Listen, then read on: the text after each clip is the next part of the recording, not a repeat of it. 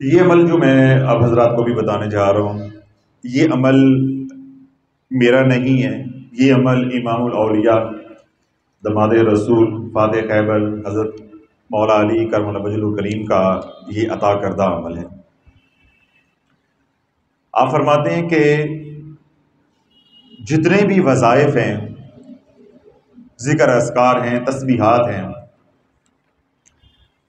ان سے جو اللہ کی مدد آتی ہے یا حالات بدلتے ہیں وہ ایک طرف، لیکن قرآن کا جو نور ہے وہ ایک طرف ہے۔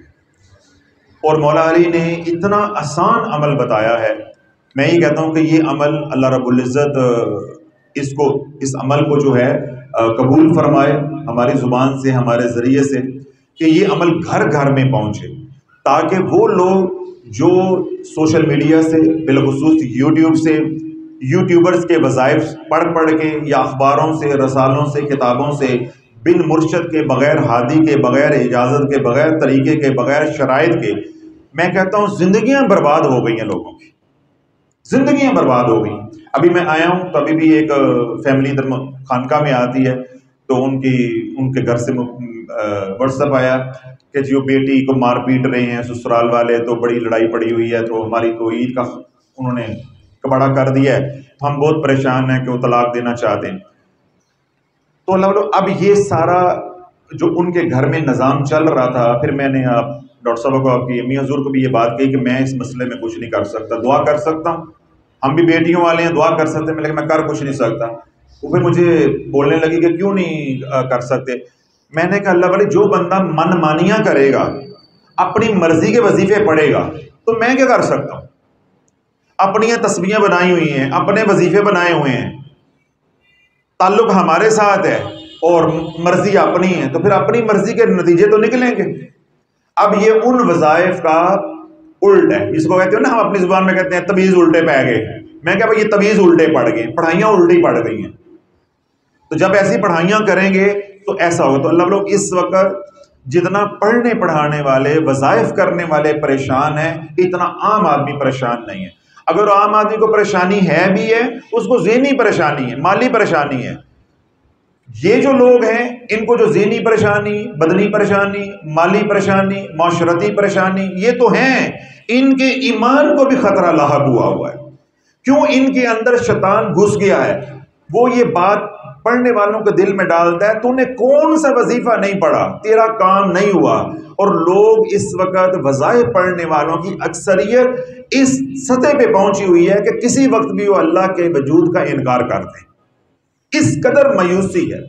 اس لیے میں آپ کو ہر بیان میں کہتا ہوں کہ ہمیں لوگ بھرملا فکرے بولتے ہیں، کفریہ بھرملا، یہ ایک ہوتا ہے نا الفاظ کا کچھ چناؤ بہتر، نہیں، وہ کھلے بولتے ہیں کفریہ کلمات، مایوسی والے، کہ ذرا سا کوئی بندہ ٹو دے تو اگلا فکر وہ بول کے تو ایمان سے نکل جائے۔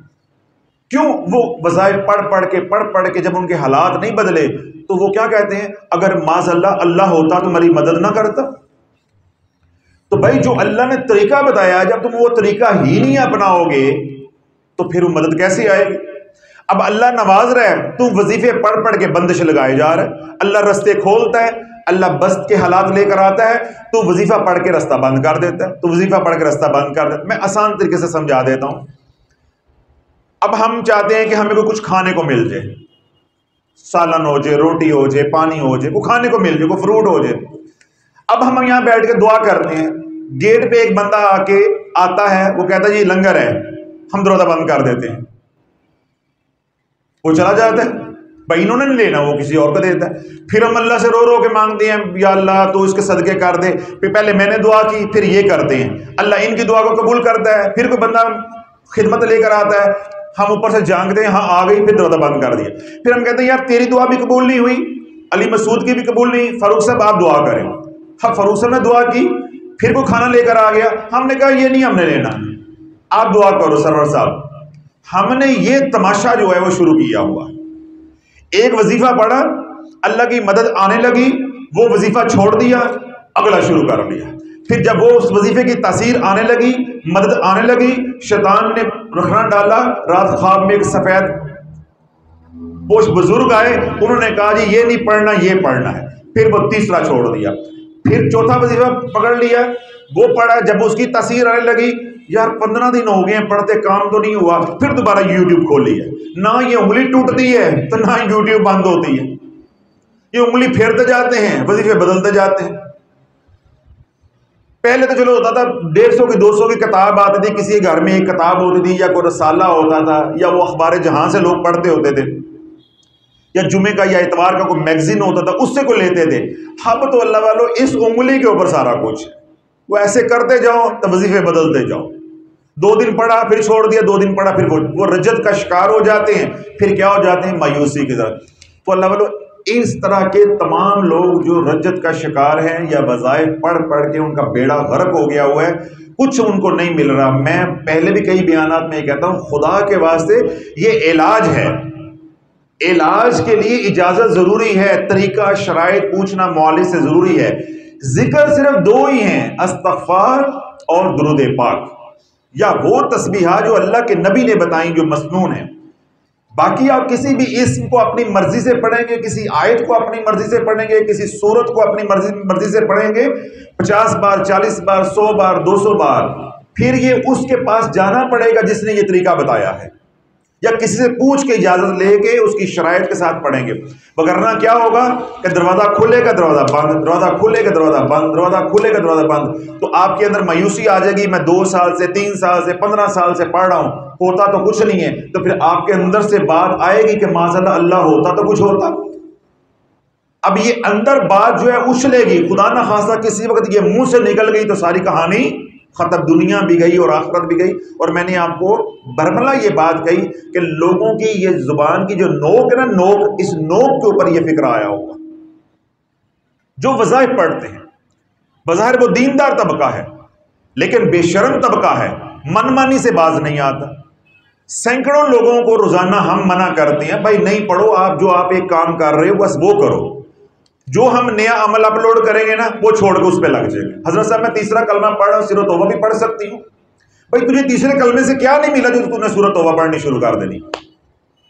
میں سورۃ توبہ پڑھ رہی ہوں، میں تیسرا کلمہ بھی پڑھ سکتی ہوں، بھائی تجھے سورۃ توبہ سے کیا نہیں مل رہا جو تجھے تیسرے کلمے سے ملنا ہے؟ وہ بھی اللہ کا ذکر ہے، وہ بھی اللہ کا ذکر، کوئی ایک پکڑ لو، اس کو مستقل کرو تاکہ اس کی نورانیت آئے، سارے معاملات انشاءاللہ العزیز ٹھیک ہو جائے۔ تو بجائے اللہ والو اس طرح کے وظائف پڑھنے کے جو مولا علی نے عمل بتایا ہے، اتنا آسان ہے، آپ سن کے حیران ہوں گے کہ ولیوں کے امام نے تو انتہا کر دی ہے نمازنے کی بھی، بتانے کی بھی، کرن کر دیا اتنا۔ عمل کیا ہے؟ آپ فرماتے ہیں کہ کوئی تکلیف آ جائے، کوئی پریشانی آ جائے، کوئی مصیبت آ جائے جس کے لیے آپ اللہ کی خاص مدد چاہتے ہیں، وضو کرو، قرآن پڑھو، وضو کرو، قرآن پڑھو۔ مولا علی سے پوچھا کہ امیر المومنین کتنا قرآن پڑھیں اور کہاں سے پڑھیں اور کیسے پڑھنا ہے؟ آپ نے فرمایا صرف وضو کرو، قرآن کھولو، جہاں سے قرآن کھل جاتا ہے یا جہاں سے آپ کو پڑھنا آتا ہے صرف 100 آیتیں پڑھ لو۔ کتنی آیتیں؟ 100، گن کے 100 آیتیں۔ مثال کے طور پہ آپ قرآن کھولتے ہیں شروع سے، تو شروع میں کیا آئے گا؟ سورہ بقرہ، آپ الف لام میم سے شروع کریں، جہاں جا کے 100 آیتیں ہو جاتی ہیں، 100 آیتیں پڑھنے کے بعد آپ نے 7 بار کہنا ہے یا اللہ یا اللہ یا اللہ، ایسے کہنا ہے جیسے اللہ سامنے ہے، آپ آوازیں دے کے اسے متوجہ کر رہے ہیں، یعنی آپ کو یہ میت یا یہ احساس یا یہ تخیل جو ہے وہ نصیب ہونا چاہیے۔ یعنی قرآن مجید کی 100 آیات مبارکہ پڑھنے کے بعد آپ یوں رب کو آواز دیں گے جیسے ہم آپس میں ایک دوسرے کو آواز دیتے ہیں، یا اللہ یا اللہ یا اللہ۔ کتنی بار کہنا ہے؟ 7 بار، بس۔ اس کے بعد دعا کرو، مولا علی فرماتے ہیں جو مانگو گے اللہ تیری جھولی کو بھر دے گا۔ بتاؤ، قرآن کی تلاوت کا حق بھی ادا ہو گیا، قرآن کی زیارت بھی ہو گئی، وضو بھی ہو گیا، اور وظیفہ کتنی بار ہے؟ 7 بار، یا اللہ یا اللہ یا اللہ۔ اور میں یہ عمل بتانے سے پہلے ہنس رہا تھا، میں نے کہا یا اللہ تیری ذات کا شکر ہے اے وچ مولا علی دا نام ہے، ورنہ میں بتاتا تو میرے پہ تو کسی نے یقین ہی نہیں کرنا تھا۔ انہوں نے کہنا تھا ہم اتنے لمبے وظیفے کر کے مر گئے، 7 بار ہی پڑھنا کی ہونا ہے، تو میری عزت رہ گئی ہے کہ یہ عمل منسوب ہی انہی سے ہے، اس لیے میں نے کھلا کہہ دیا بھائی یہ میرا عمل نہیں ہے، نہ میں نے بتایا ہے اور میں نے تو پہنچایا ہے آپ تک، کہ مولا علی فرماتے ہیں کہ جن کے در سے تمام اولیاء اللہ خیرات لیتے ہیں، امام الاولیاء فرماتے ہیں کہ کوئی مصیبت آ جائے، کوئی پریشانی ہو جائے، کوئی وظیفہ، کوئی کچھ کرنے کی ضرورت نہیں ہے، کیا کرو؟ وضو کرو، قرآن پڑھو، جہاں سے مرضی شروع کرو، 100 آیتیں پڑھنی ہیں آپ نے، بس 100 آیتیں پڑھ کے 7 بار اللہ کو آواز دو، یا اللہ یا اللہ یا اللہ، اس کے بعد جھولی پھیلا کے اللہ سے مانگو، اللہ تمہاری جھولی کو بھر دے گا۔ اب اس میں ایک تھوڑی سی وضاحت ہے، یہ عمل ایک بار کیا، یعنی آپ نے صبح کیا، 100 آیتیں پڑھی اور 7 بار اللہ کا نام پکارا اور اس کے بعد دعا کی۔ اب یہ عمل آپ دن میں 10 بار کر سکتے ہیں، 5 بار کر سکتے ہیں، 4 بار کر سکتے ہیں۔ اس کی ترتیب کیا ہوگی کہ جو ابھی صبح 100 آیتیں پڑھی تھی، جب دوبارہ عمل کریں اس سے آگے والی 100 آیتیں پڑھ لیں، تیسری بار کریں اس سے آگے والی آیتیں 100 آیتیں گن کے، پھر اس سے آگے 100 آیتیں گن کے، تو یوں یہ عمل دن میں 3 4 دفعہ بھی آپ کر سکتے ہیں۔ کوئی ایمرجنسی، کوئی تکلیف ہے جس میں مدد فوراً چاہیے تو یہ عمل بار بار کریں گے۔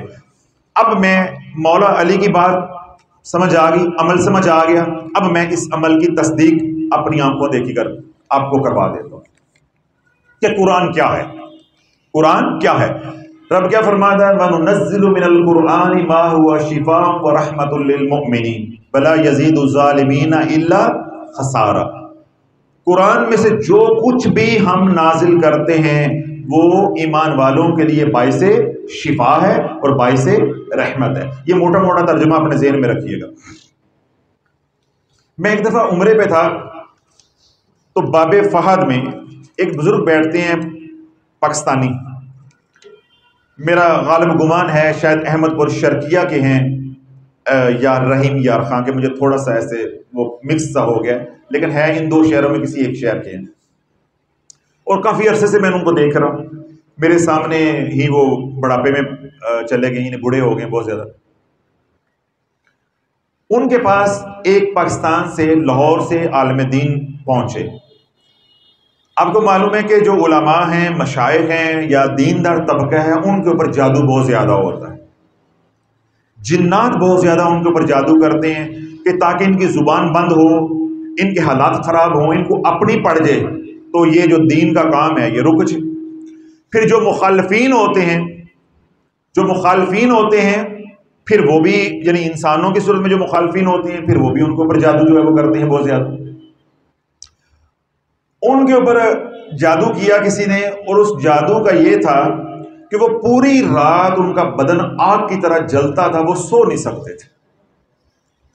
اب وہ شیخ الحدیث ہے، میں نام نہیں لینا چاہتا کیونکہ سوشل میڈیا پہ بھی یہ بات جانی، وہ بیچارے سو نہیں سکتے تھے۔ تو اب عمر کا آخری حصہ ہے، ایک بندے نے ساری زندگی جو ہے اللہ کے نبی علیہ الصلوۃ والسلام کے فرامین جو ہے وہ پڑھائے ہیں، اب آخری عمر میں وہ بندہ نہ نماز کے قابل رہ جائے، نہ درس دے سکے، نہ جو بچے ہیں درس نظامی کو ان کو پڑھا سکے، تو اللہ والو وہ تو سوچ سوچ کے بندہ پاگل ہو جائے گا۔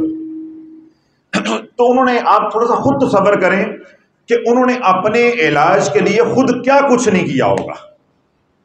تو جو ہے اس محدث نے اپنے علاج کے لیے خود اپنے تائیں کیا کچھ نہیں کیا ہوگا، لیکن آرام نہیں آیا۔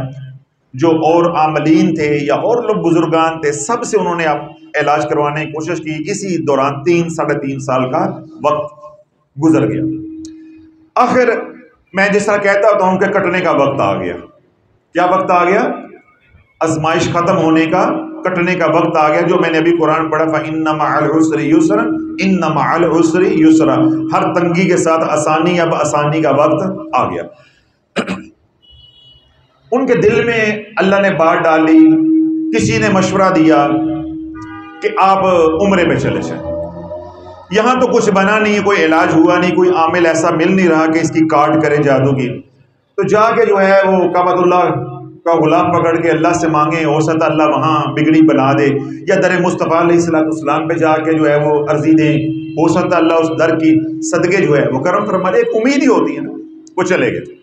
اب یہاں سے بات سننے والی، یہ جو محدث ہیں لاہور کے، یہ وہ جو بزرگ ہیں ان کے پاس بیٹھے، جب انہوں نے ان کا حال دیکھا، انہوں نے پوچھا، جس طرح میں کہوں شیر علی یہ تمہیں کیا ہو گیا ہوا ہے؟